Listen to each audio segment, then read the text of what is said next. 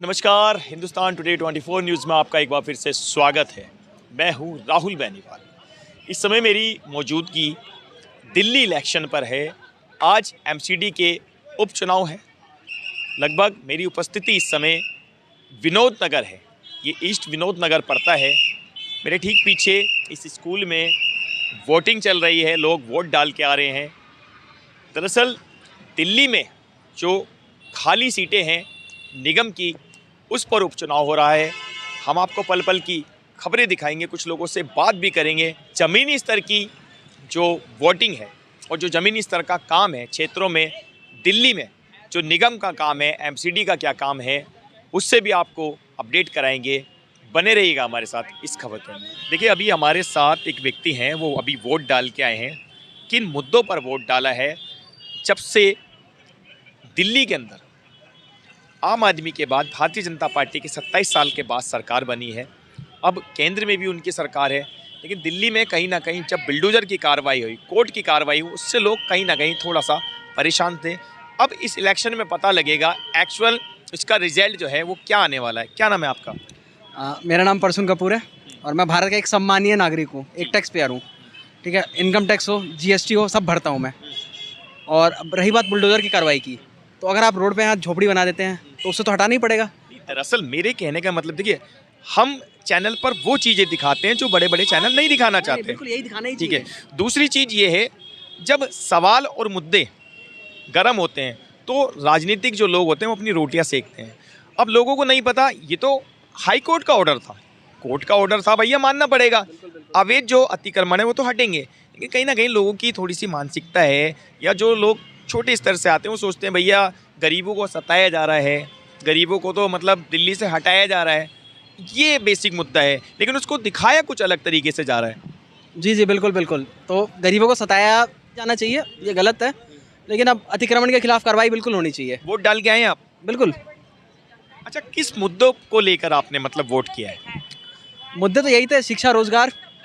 हर चुनाव में मुद्दे यही रहते हैं। चुनाव के बाद ही मुद्दे खत्म हो जाते हैं। हाँ बिल्कुल, यही बात होता है। शिक्षा, रोजगार। और आम आदमी पार्टी की सरकार गई है तब से। वर्तमान में जो सरकार है, मैं नाम नहीं लूँगा, खैर अभी फिलहाल वर्तमान में जो सरकार है कैसा काम कर रही है? सरकार को आए हुए 8-9 महीने हुए हैं अभी, तो इतनी जल्दी आकलन करना सही नहीं है।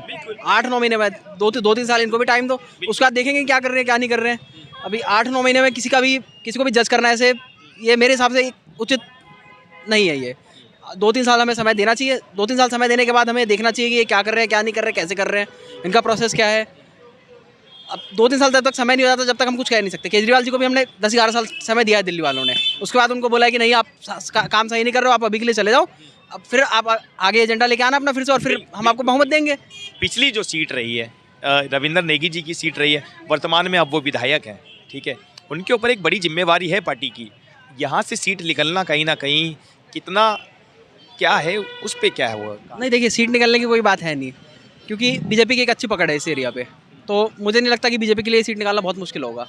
चुनौती आम आदमी पार्टी के लिए है कि वो कैसे अपने आप को यहाँ वापस लेके आ सकती है, क्योंकि 2017 से लेके 22 तक गीता रावत यहाँ पे पार्षद थी आम आदमी पार्टी की। लेकिन अब उनके लिए ये चुनौती है कि वो कैसे सीट निकालेंगे। बीजेपी के लिए एक स्ट्रॉन्ग होल्ड वाला एरिया है ये। शाम सुंदर अग्रवाल हमारे साथ जुड़ चुके हैं, उप मेयर रहे हैं। सर, सबसे पहले इलेक्शन पर क्या दृष्टि है आज की? किन मुद्दों पर जनता अपने घर से निकलकर इलेक्शन पर आज वोटिंग कर रही है, और कितना मतदान निकल के आ रहा है? जनता का एक ही उद्देश्य है कि उनके क्षेत्र का विकास हो। और पिछले लगभग 9 महीनों में जो एक सरकार ने विकास के काम किए हैं, चाहे यमुना सफाई का काम हो, चाहे अन्य सड़कों का निर्माण हो, ये जो विकास के काम हुए उसको देखते हुए जनता वोट देने वाली है। और जनता ने देखा कि बहुत काम हुए, जनता निश्चित ही भारतीय जनता पार्टी को वोट देने वाली है। जहाँ तक वोट डालने की बात है, आज रविवार का दिन है, वोटर बड़े स्लो निकल रहा है। अभी तक लोग अपने दिनचर्या निपटाने में लगे हुए थे, नहाने धोने में लगे थे, नाश्ता करने में, और जो हमारी बहनें वो खाना वाना बनाकर देने में लगी हुई थी, और उन्हें भोजन कर चुकी होंगी या करने वाली होंगी। तो अभी तक मतदान जो हुआ लगभग 25% मतदान हुआ है। और मुझे लगता है ये 2 बजे के बाद इसमें तेज़ी आएगी और मतदान लगभग 60% के आसपास होने वाला है।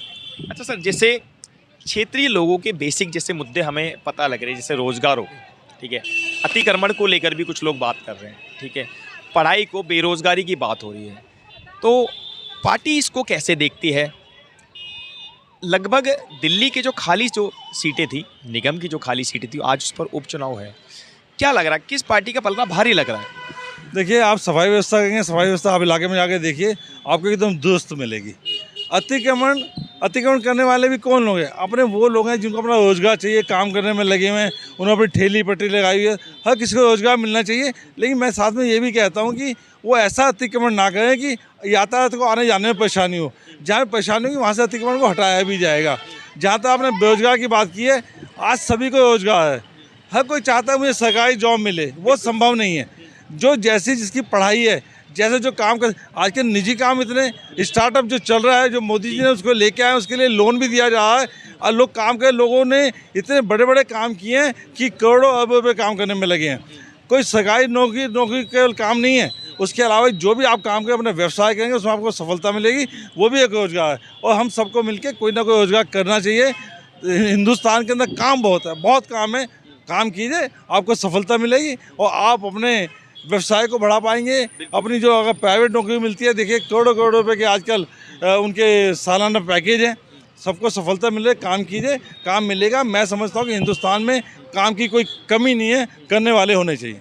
देखिए, बहुत ही अच्छी बात कही, काम की कोई कमी नहीं है, करने वाले होने चाहिए। देखिए, लगातार हम आपको अपडेट देते रहेंगे अपने चैनल के माध्यम से। ज़्यादा खबरों के लिए देखते रहे हिंदुस्तान टुडे 24 न्यूज़, जनता की आवाज़ के साथ। बहुत बहुत धन्यवाद।